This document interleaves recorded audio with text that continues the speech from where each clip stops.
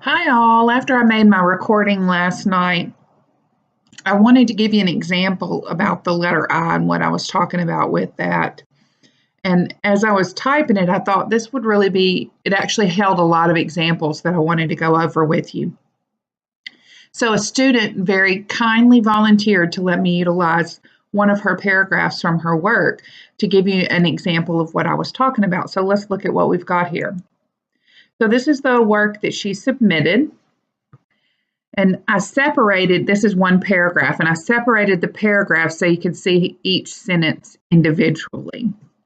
And see how when they're lined up like this, it's easy to notice that there are sentences in this paragraph, and 5 of the 6 begin with the statement I something. I am, I have, I also. So you could see where this really makes the reader feel like they're reading a list and not a fluid narrative. So I reworked it, and I want to show you the difference, and I want you to pay attention to the difference in tone. I also included this file, so if you needed to see it written, you could also have it in a written format as well. So feel free to click on that link as well. So this is how I reworked it. And when I reworked it, I included everything that she said in her work, added just a little bit extra in the same amount of space with about the same number of words. And you can see now this is how the sentences line up. So now it starts to feel like a fluid narrative versus the list. And while you still have I in here, I is definitely not the star of this work. So let's just go back and read the before and the after real quick. So in the before, it said, I am a hardworking individual who truly enjoys helping people. I am self-motivated patient advocate that operates effectively and efficiently. My optimistic personality allows me to thrive in challenging settings and keep morale at high levels. I have worked in an independent role as a special projects nurse at a local cancer center. I have also flourished in a team setting while as a clinic nurse in pulmonary and cancer clinics for 10 years. I also have strong computer skills with a proficiency in Microsoft Office. The other thing you'll notice when you read it, when you have something that sounds like a list, that's what it sounds like when you read it. So there's no transition and really not any connection between there. So now let's go read the after. So the after is, review of my work history demonstrates my ability to work in independent and team situations. However, a resume cannot demonstrate the joy I receive caring for others. As a special projects nurse, I was able to operate effectively and efficiently to overcome challenging situations while maintaining morale across the clinic. The clinic afforded me opportunities to gain proficiency in Microsoft Office and real patient advocacy. Likewise, as a clinic nurse, I was able to utilize my optimistic and hardworking nature to provide quality care while fostering teamwork on the unit.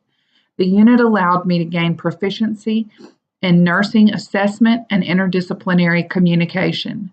This success, however, pales to the satisfaction of providing care for members of my community. True joy.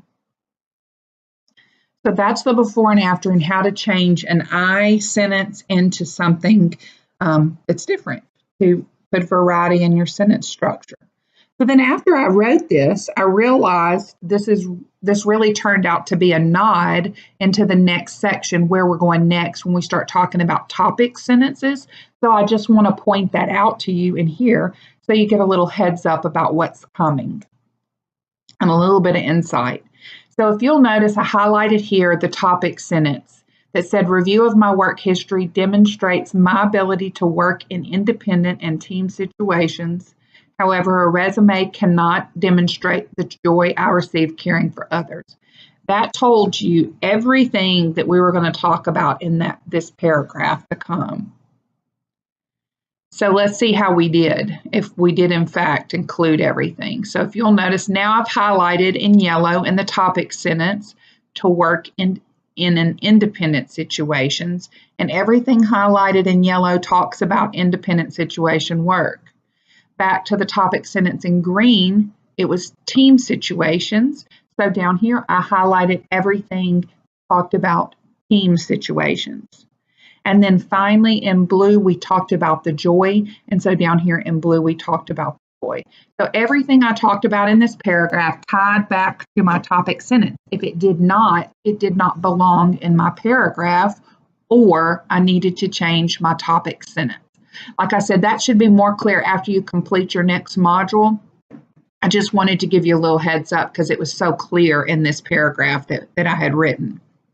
And then the final thing I want to point out, this is a little writer's tip for you going forward, was the use of the word likewise. So there are words like the word likewise, concurrently, conversely, maybe, that indicate a relationship between two things. And so when you do that, a writer's trick is to mirror your sentence structure for the first point and for the second point. And that's what I did here. If you go back and look at my work, when we were talking about an independent situation, you see I have as a special projects nurse, this is what I was able to do, and this is how it helped.